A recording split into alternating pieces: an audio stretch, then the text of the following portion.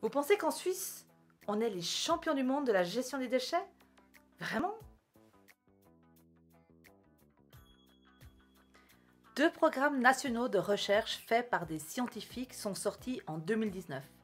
Regardons ça ensemble de plus près. Mais avant, peut-être un petit point sur la situation. Dans les années 70, chaque village ou région avait une décharge avec tous les problèmes que l'on connaît. Ensuite, on a commencé à construire des usines d'incinération des ordures ménagères.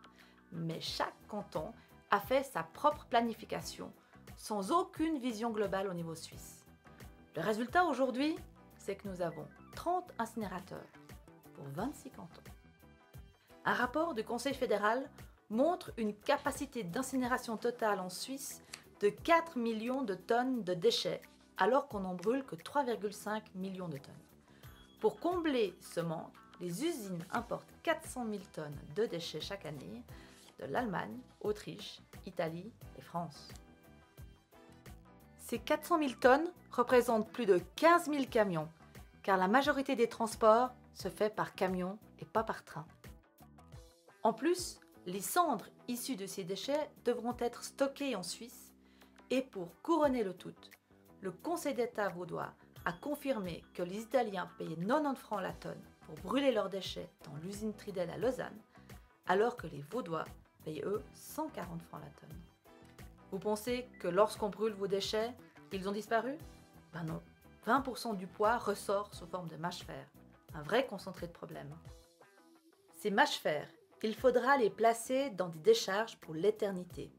À l'époque, on les mettait dans les routes, mais on s'est aperçu que c'était beaucoup trop polluant. Et aujourd'hui, c'est interdit. Il est de plus en plus difficile de convaincre les citoyens d'accepter ce type de décharge proche de chez eux qui contiennent des déchets polluants et on peut bien les comprendre. Pour vous illustrer cette difficulté, le canton de Genève n'a plus de capacité et doit maintenant venir mettre ses mâches-fer dans le canton de Vaud. À Hinwil, dans le canton de Zurich, une usine extrait des mâches-fer les matériaux valorisables comme le fer ou l'argent. Mais ce processus ne réduit que de 16% le poids initial. Donc finalement, plus de 80% du poids des mâches-fer terminera quand même dans une décharge. L'autre problème de l'incinération des déchets, c'est la production de dioxine, une substance cancérigène qui est en partie filtrée. Mais qu'est-ce qu'on fait de ces filtres? Aujourd'hui, ils sont aussi mis en décharge et c'est encore plus dangereux que les mâches-fer vu la toxicité de ces substances. En résumé, brûler nos déchets dans des usines d'incinération des ordures ménagères, c'est ni écologique ni économique. Maintenant que je vous ai fait le point sur la situation actuelle, revenons aux conclusions des scientifiques. Ces études nous montrent deux choses. Tout d'abord, il y a trop de biodéchets qui finissent dans les incinérateurs, ce qui donne peu d'énergie. Chez vous à la maison, vous n'auriez pas l'idée de mettre vos restes de pâtes dans votre cheminée. Et vous avez bien raison. Il est évident que ces biodéchets seraient bien mieux utilisés pour produire du compost ou du biogaz. Concernant les plastiques, ils n'ont rien à faire dans un incinérateur des ordures ménagères. Il faut soit les recycler, soit les utiliser pour remplacer le pétrole ou le charbon dans les cimenteries.